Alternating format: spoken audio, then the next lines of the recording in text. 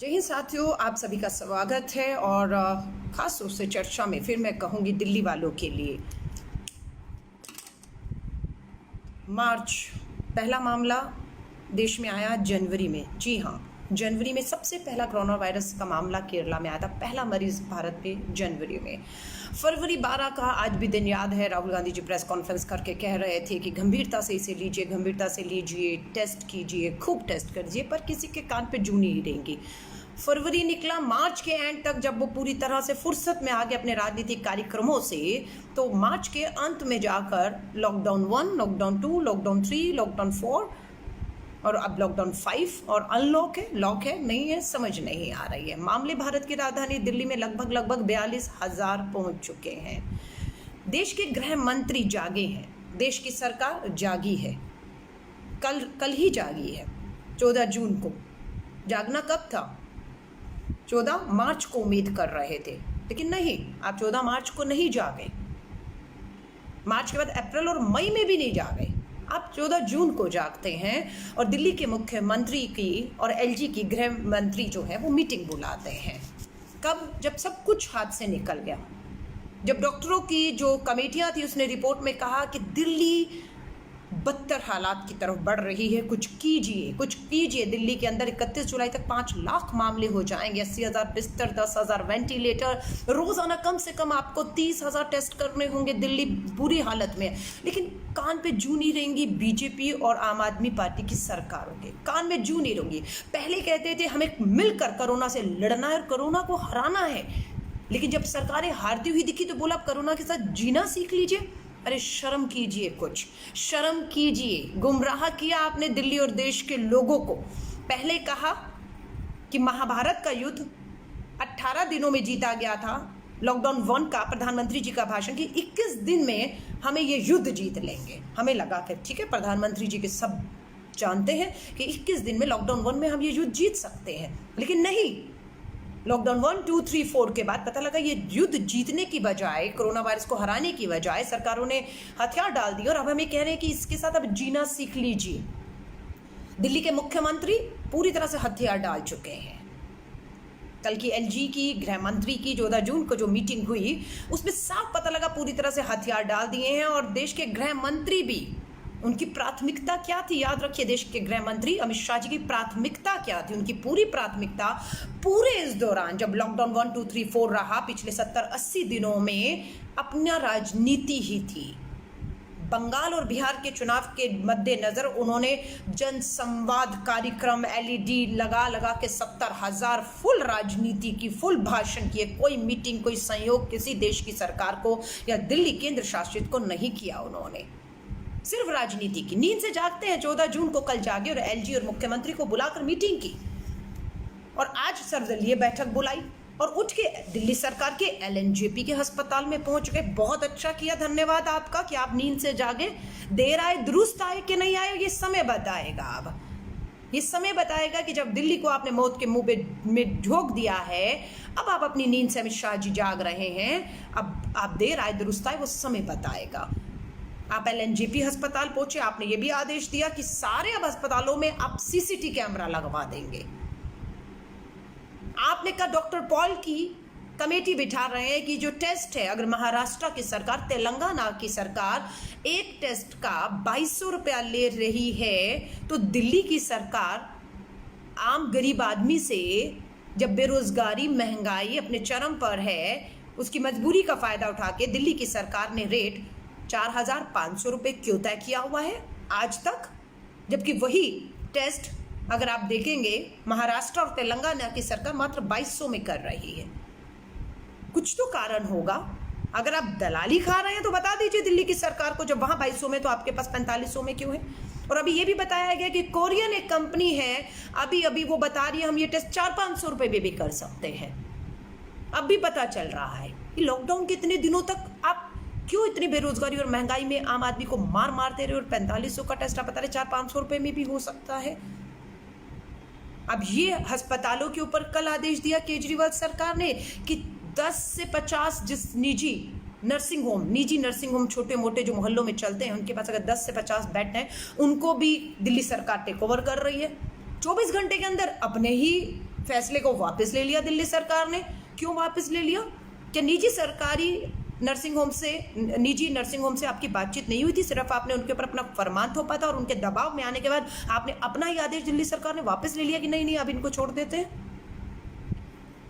देश के गृह मंत्री आज आए हैं क्योंकि उन्हें भी पता लग चुका है कि दिल्ली की केजरीवाल सरकार ने हथियार डाल दिया, हार मान ली है। जो कोरोना को हराने की बात करते थे अब कोरोना के साथ जीने की बात करने लग गए हैं, तो देश के गृह मंत्री कूदते हैं। लेकिन उम्मीद कर रहे थे कि यहाँ राजनीति नहीं होगी। अब तो गंभीरता आप दिखाएंगे। लेकिन पता लगता है कि दिल्ली के जब देश के गृह मंत्री दिल्ली सरकार के LNJP अस्पताल का दौरा करते हैं तब दिल्ली के मुख्यमंत्री साथ नहीं है उनके, तब दिल्ली के उप मुख्यमंत्री भी उनके साथ में नहीं है, तब दिल्ली के स्वास्थ्य मंत्री भी उनके साथ नहीं है। और उम्मीद की जाती है कि देश के स्वास्थ्य मंत्री तो कम से कम जो अस्पताल देश के गृह मंत्री डॉक्टर हर्षवर्धन के अधीन आते हैं, उन्हीं के गृह मंत्री जब विजिट करने जाएंगे तो वो साथ में होंगे। वो भी साथ में नहीं थे। तो ऐसा लगा कहीं ये एक प्रचार ही तो नहीं था, एक फोटो ऑप ही तो नहीं था। अब ये चीज़ तो समय बताएगा, क्योंकि हमें तो ऐसे ही लग रहा है कि राजनीति खत्म नहीं होगी इन दोनों के बीच की, आम आदमी और बीजेपी के बीच में राजनीति और हावी होने वाली है।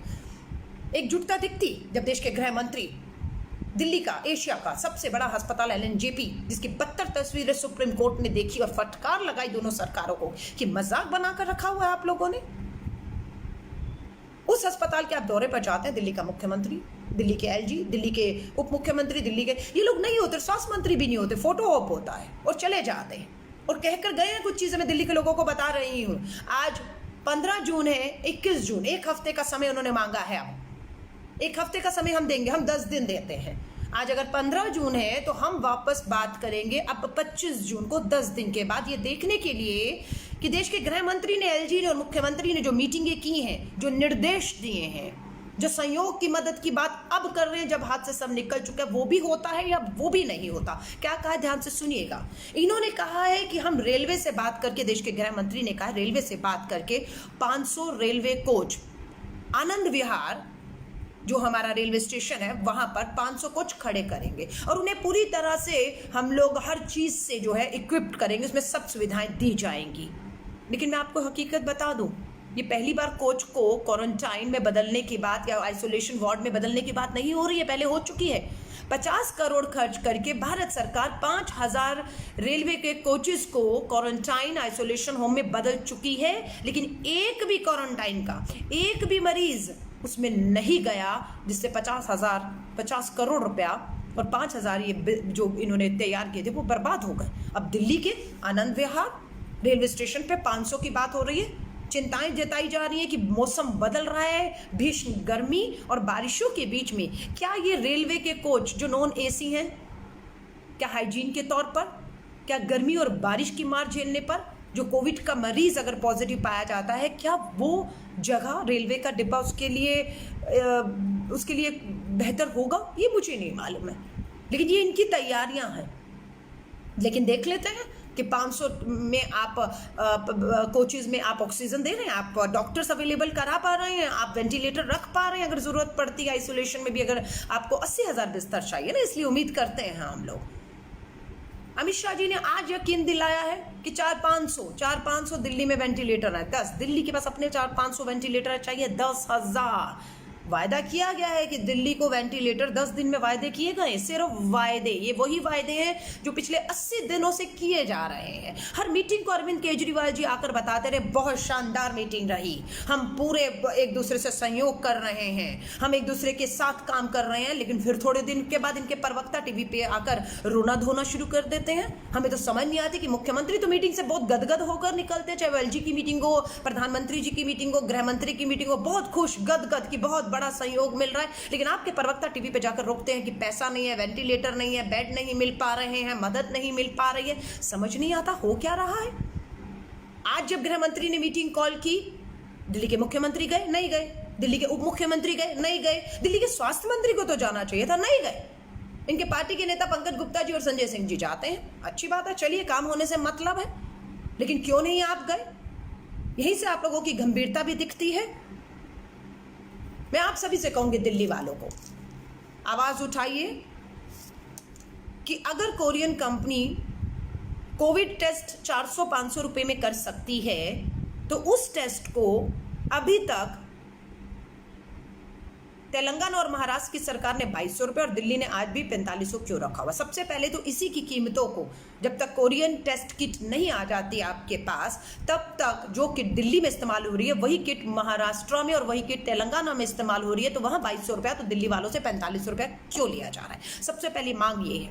दूसरी मांग, टेस्टों को बढ़ाना होगा। अब अमित शाह जी ने कहा, ध्यान से सुनिएगा, दिल्ली के अंदर सुप्रीम कोर्ट ने कहा आप तो केजरीवाल जी 7000 टेस्ट कर रहे थे, आप 5000 पे आ गए, आपको तो बढ़ाने चाहिए, 10,000 कम से कम करने चाहिए थे, और आपने 7000 से 5000 कर दिए हैं, इसे बढ़ाइए। अब अमित शाह जी ने अपनी मीटिंग में पूरा टेक ओवर कर लिया। अब केजरीवाल हार गए, हार मान ली, थक हार के घर बैठ गए हैं। अब जिस तरह से देश के गृह मंत्री आगे आए हैं, उससे साफ दिख रहा है कि पूरी दिल्ली की जब बद से बदतर हालात हाथ से निकल चुके हैं, देश के गृह मंत्री ने कमान अपने हाथ में ले ली है। हम उम्मीद करते हैं क्या अब आप देखते हैं कितने कामयाब होंगे, क्योंकि बहुत चीजें हाथ से अब निकल चुकी हैं। अब ऐसे समय में टेस्ट, अमित शाह जी ने कहा है हर रोज 20,000 टेस्ट, क्योंकि उन्होंने कहा टेस्ट दुगने होने चाहिए, यानी कि दिल्ली में 10,000 टेस्ट होने चाहिए थे, वो अब दुगने करेंगे, कल से दुगने करेंगे, यानी कि कल और परसों रोजाना 20,000 टेस्ट होने चाहिए, यानी कि 2 दिन में, अगले 2 दिन में, 3 दिन में हमें 40,000 लोगों के टेस्ट हो चुके होंगे। ये हम आंकड़े में चेक करेंगे कि कितने लोगों के, क्या 40,000 के टेस्ट अगले दिन में हुए या नहीं हुए, और उसमें से कितने पॉजिटिव आए। पहली बात याद रखिएगा, कीमतों का याद रखिएगा, कीमतें आपको नीचे करवाने का दबाव लगातार बनाना होगा, क्योंकि आज भी गरीब आदमी के लिए टेस्ट करवाना, इलाज पाना जो है, जब हालात अभी इतने हालात नहीं पहुंचे, बिस्तर खाली है तो भी नहीं इलाज मिल पा रहा। ध्यान रखिएगा, ये 500 कोच हमें मिल जाते हैं, इसमें ऑक्सीजन, वेंटिलेटर, जो भी सुविधाएं होनी है वो दी जाती हैं, या सिर्फ वो भी एक कोरा बात की जाती है। डॉक्टर पॉल की अध्यक्षता में गृह मंत्री ने कहा एक कमेटी का गठन किया जा रहा है, वो ये कमेटी सुनिश्चित करेगी कि निजी अस्पताल जो हैं गरीब और आम आदमी को 60% कम रेट पर बिस्तर उपलब्ध कराएंगे। अब हमें ये भी देखना है, क्योंकि अभी खबर आई है तीरथ राम अस्पताल में एक महिला ने अपना मंगलसूत्र गिरवी रखा कहीं पर और अपने जेवरात गिरवी रखे, तो 1 लाख रुपया लेकर तीरथ राम अस्पताल दिल्ली के अंदर है, वहां उसके बेटे ने बताया है कि उसकी मां को एडमिट किया गया। देख रहे हैं, ये भी सच्चाई है। और ये भाजपाई आम आदमी वाले कहते हैं ये तो अपवाद है, एक आधा केस है, एक आधे को बिस्तर नहीं मिल रहा है, एक आधे को शमशान घाट में वेटिंग मिल गया, कोई बात नहीं, चलता है, माफी चाहूंगी, ये लोग, ये मरने वाला माफी चाहूंगी, आपके लिए आम बात होगी, एक अपवाद होगा, एक आधा केस हो गया, देख लो, भूल जाओ, क्यों चर्चा कर रहे हो? शर्म आनी चाहिए अगर आप ऐसे करें। एक जिंदगी कीमत है, जिसके घर के लोग इस महामारी में जान से हद हो पा रहे, और जिनकी जिंदगियां बदलने वाली हैं, क्योंकि कहीं पर एक परिवार को चलाने वाला आदमी चला गया है और पीछे अपनी बीवी और बच्चों को छोड़ गया। उस परिवार से पूछे कि उस एक मौत से उस परिवार पे कितना असर हुआ है, और आप कहते हैं अपवाद है। शर्म कीजिए, शर्म आनी चाहिए, माफी मांगिए और कहिए उस परिवार की जो मदद आप कर पाएंगे वो मदद केंद्र में और दिल्ली में बैठी सरकार को करनी है। अब आप सुनिश्चित करिएगा, मैं आपको दोबारा जाते जाते कह रही हूँ, दिल्ली के लोगों को खासतौर से कह रही हूँ, आप मेरी फेसबुक, इंस्टाग्राम, ट्विटर के ऊपर अगर आपका कोविड टेस्ट करवाने में परेशानी हो रही है, अगर आपसे कोविड टेस्ट कराने की मोटी कीमत वसूली जा रही है, अगर आपके टेस्ट के बाद आपको रिजल्ट देने में देरी की जा रही है, पॉजिटिव है और आपको अस्पताल में बिस्तर नहीं मिल रहा, आप निजी अस्पताल में जा रहे हैं तो आपसे मोटा आपको जो है उसके लिए एडवांस पेमेंट देने को कहा जा रहा है, तो मैं आपसे निवेदन करती हूँ, अलका लांबारपुरी कांग्रेस आपके साथ खड़ी है। अपने नाम, अपने पते के साथ अपनी बात को रखकर छोटा सा वीडियो @LAMBAALKA